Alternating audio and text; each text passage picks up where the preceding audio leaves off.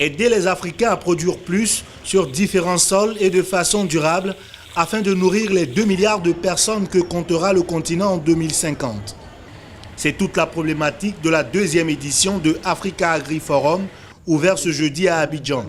Organisé par e-conférence, le leader des questions de développement du continent, Africa Agri Forum offre à 300 acteurs africains du monde de l'agriculture une occasion d'échanger leur expérience et s'inspirer de l'exemple marocain.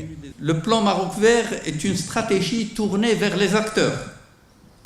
Elle les implique dans la dynamique du changement voulu et partagé. L'ambition est celle du développement de systèmes locaux d'entrepreneuriat dynamique qui valorisent les atouts des territoires, permettent un meilleur accès au marché et qui s'inscrivent dans des filières rémunératrices. Cela contribue, à notre sens, à éliminer la pauvreté à la racine et permet de maintenir l'équilibre urbain-rural du pays et d'éviter de ce fait les impasses de transition. Ces 60% de terres arables et son potentiel humain sont autant d'atouts pour l'Afrique, atouts qui suscitent de nombreuses initiatives. L'innovation que nous avons au Congo, c'est cette idée-là des parcs agro-industriels que nous comptons installer dans toute la République, dans les 26 provinces de la République. Mais au moment où nous développons les partenariats public-privé, nous privilégions aussi l'encadrement des petits producteurs par des campagnes agricoles que nous organisons.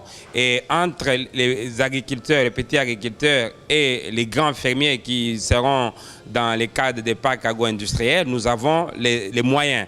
Et les moyens vont bénéficier donc des crédits agricoles pour permettre d'augmenter leur superficie. Nous sommes aujourd'hui dans une contrainte majeure qui nous pousse à développer ce secteur ô combien porteur qu'est l'agriculture, qui crée autour de lui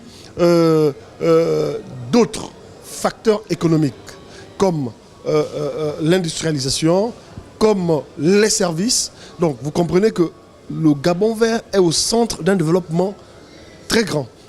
La coopération Sud-Sud reste une alternative pour mettre en marche la dynamique agricole pour une Afrique verte. Il est important qu'on puisse renforcer la coopération bilatérale Sud-Sud.